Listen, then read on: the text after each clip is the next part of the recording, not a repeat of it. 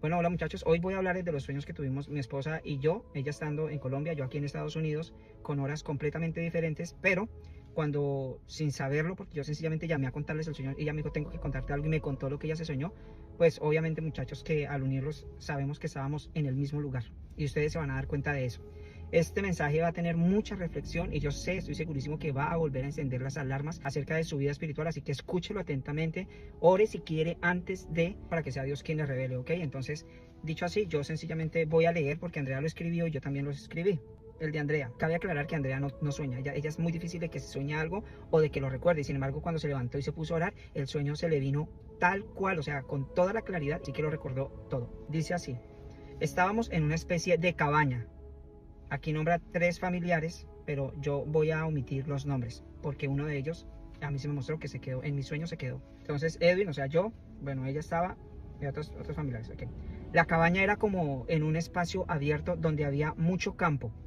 La cabaña era grande, espaciosa y bonita. Era como una especie de salón. Estábamos hospedados allí y en ese momento llegó una familia pequeña a buscar hospedaje. Como no había mucho espacio, la familia tuvo que quedarse en la parte del salón donde habían unas sillas. Luego llegaron otras personas a buscar hospedaje, pero el dueño del hotel les dijo que no había más espacio, que las últimas personas que llegaron habían tenido que hospedarse en un sofacama porque no había más. En ese momento apareció una bola de plástico transparente con muchos turupes. Yo les voy a poner la bola que Andrea más o menos dice que cómo era. Una bola de plástico transparente con muchos turupes de diferentes tamaños, la cual flotaba por todo el mundo mirando lo que iba a pasar y mirando cosas que nosotros no conocíamos. Yo creo que los que saben un poquito de angeliología más o menos saben qué podría ser. En ese momento llegaron 2 mujeres que cogieron la bola y comentaban sobre lo que la bola hacía. Luego la soltaron y la bola se elevó. Mientras eso pasaba, Edwin y yo observábamos. Nosotros también sabíamos lo que hacía esa bola. En ese instante yo miraba por una ventana que quedaba al otro lado derecho de la cabaña y le dije a Edwin, algo va a pasar. Los dos miramos por la ventana y había un sol muy pequeñito que salía al lado derecho del cielo. Luego nos acercamos al lado izquierdo de la cabaña donde había un señor como con una especie de plano grande. O sea, un plano como de arquitectura, por decirlo así, donde lo analizaba y tenía como una regla tomando medidas. Cuando nosotros nos acercamos a él, vimos la regla y sobre la regla había una fecha, mayo 14. Entonces yo dije, algo va a pasar, pero ¿cuándo? Yo seguí analizando esa fecha y dije, mayo 14. Muchachos, es interesante que me acaban de decir que mayo 14 es el cumpleaños de Israel. O sea, en ese momento caí en cuenta que 14 de mayo era ese mismo día. Entonces volví a la ventana para ver al cielo y se empezó a oscurecer. Eran tipo 5 o 6 de la tarde. Entonces yo le dije a Edwin, avísele a Matías y vengan porque algo va a pasar. Edwin fue al lado izquierdo de la cabaña donde estaban las habitaciones del lugar. Entre el salón de las cabañas y de las habitaciones quedaba un espacio como de 6 metros. Cuando Edwin llegó a la habitación de Matías, Matías estaba sentado en la cama con el celular en la mano. Andrea dice acá que no sabía si era el celular o la Biblia, que yo le dije debe ser el celular. Entonces Matías se levantó para salir de la habitación. Luego Edwin fue a la habitación donde estaba otro familiar y de forma muy jocosa le dijo el nombre de la persona. Vamos. Y ese familiar se levantó para salir de la habitación. Luego Edwin se fue adelante hacia el salón de la cabaña. Yo seguía mirando por la ventana. En ese momento que se estaba oscureciendo, las nubes se empezaron a formar como si fueran espuma. Edwin llegó a mirar conmigo y un familiar llegó detrás. Las personas que llegaron y que se quedaron en el sofacama también estaban con nosotros y todos mirábamos hacia el cielo esperando que algo sucedería. Ahí me desperté. Ese fue el sueño de Andrea y este es el sueño que yo tuve. Estábamos en una casa tipo finca. Mire, ya hay, muchachos. Andrea dice cabaña, yo digo tipo finca. Exactamente lo mismo. Andrea, Matías, yo y otras personas y familiares. Estábamos esperando algo. Había mucha agitación. Se sentía tensión como si algo fuera a pasar. De repente llegaron otras personas. Imagínense. Creo que era una familia. O sea, las mismas personas que Andrea vio entrar, que eran una familia. Pero yo dije, creo que era una familia porque yo no sabía, pero me daba la sensación de que eran una familia. El lugar ya se sentía lleno, aunque no era para muchas personas, pero el espacio era pequeño para todos los que estábamos adentro de esa casa. ¿Sí ve? Que ya estaba lleno. Andrea, el dueño, le dijo, ya no hay más espacio, toca que se queden en el sofá cama. La misma sensación que yo tuve de que ya no había más espacio. Esa casa representaba una separación entre los que estábamos dentro y el resto de la gente que estaba por fuera de ese lugar. Todos estábamos reunidos en una parte específica de la casa esperando algo. Aquí ya yo estoy analizando, yo ya estoy viendo otras cosas, mientras que Andrea está, por decirlo de alguna forma, por allá en la ventana viendo al cielo. En ese lugar de espera, frente a nosotros había una puerta como de madera. Por los bordes de esa puerta se podía ver que del otro lado había mucha luz y se oían voces, gente como hablando, pero no se entendía qué decían.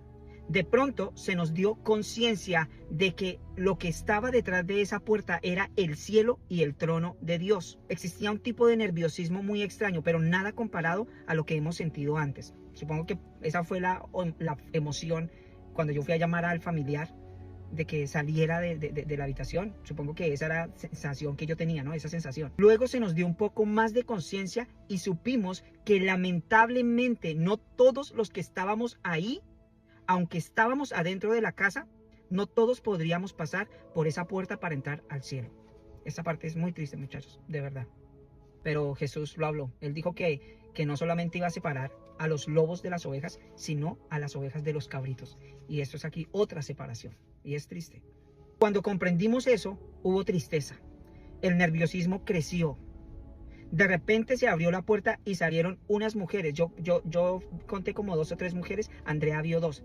Ella las vio desde otro ángulo, vio otras cosas que ellas estaban haciendo, pero yo vi cuando ellas abrieron la puerta. Y ellas muy rápidamente comenzaron a seleccionar a las personas que estaban aptas para entrar. Decían, ustedes, tú, y tocaban a las personas y les decían, apresúrense, a las que eran seleccionadas para entrar. Les decían, apresúrense, entren. Cuando entramos al otro lugar, era un pasillo y frente a ese pasillo otra puerta en el cual estaba el trono de Dios, al cual todavía no teníamos acceso. Apenas pasamos al segundo pasillo detrás de esa puerta de madera, muchos caímos de rodillas y empezamos a llorar y a clamar por misericordia porque algunos familiares se quedaron, entre ellos uno de nuestros familiares. Giré mi rostro hacia la puerta por la cual entramos para ver a nuestro familiar y vi cuando la puerta se cerró. Nosotros quedamos adentro y esa persona quedó afuera. Yo vi a la gente llorar y clamar y también me conmoví y caí de rodillas y lloré y clamé. De repente abrí mis ojos y vi un pie con una sandalia y yo sabía que era el pie de Dios el Padre. Estoy relatando lo que yo vi. Él tenía algo rojo entre los dedos, pero yo no sabía qué era. Cuando vi su pie, oí su voz que me dijo firme y seriamente. Le di muchas oportunidades y no quiso. Y agregó, esta será su última oportunidad. Yo con mucho dolor me acerqué a la puerta que se había cerrado y me sequé las lágrimas y comencé a decirle a mi familiar con dolor pero con voz firme, ya sabes lo que tienes que hacer, tienes una oportunidad más, ya sabes lo que tienes que hacer, tú puedes hacerlo. No sé cómo explicarles esto, pero pese a que la puerta estaba cerrada y yo ya estaba dentro y él afuera, yo podía verlo en su posición física, cómo estaba él. Estaba cabizbajo, no me respondía. Yo le hablaba a través de la puerta como tratando de animarlo, pero no reaccionaba. Intentaba animarlo porque sabía que el desánimo era un arma en contra de él. Yo le decía, tienes una oportunidad más, escúchame, ya sabes lo que tienes que hacer.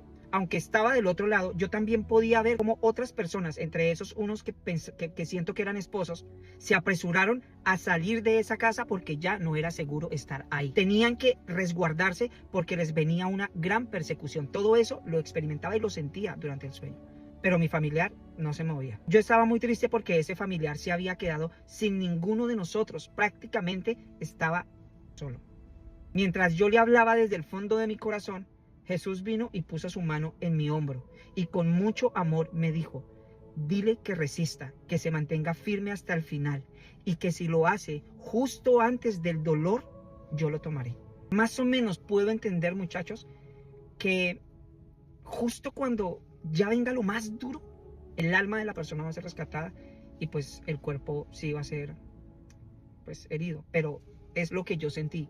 No sé si sea para todos. No podemos arriesgarnos, muchachos, a que digamos, entonces si no voy a sentir dolor. No, muchachos, es una sensación horrible, es una sensación muy fea quedarse. Me levanté entre dormido, llamé a mi familia y ahí fue donde Andrea me contó el sueño que ella tuvo. Entonces, muchachos, saquen ustedes sus propias conclusiones.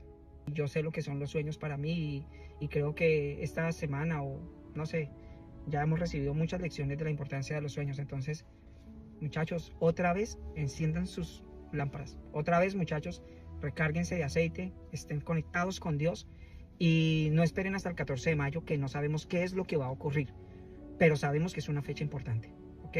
Pues hasta aquí. Voy a seguir subiendo los videos del análisis que estoy haciendo del sueño que tuve en donde esa voz me habló y seguiremos hablando de eso. Un abrazo para todos, Dios los bendiga, chao.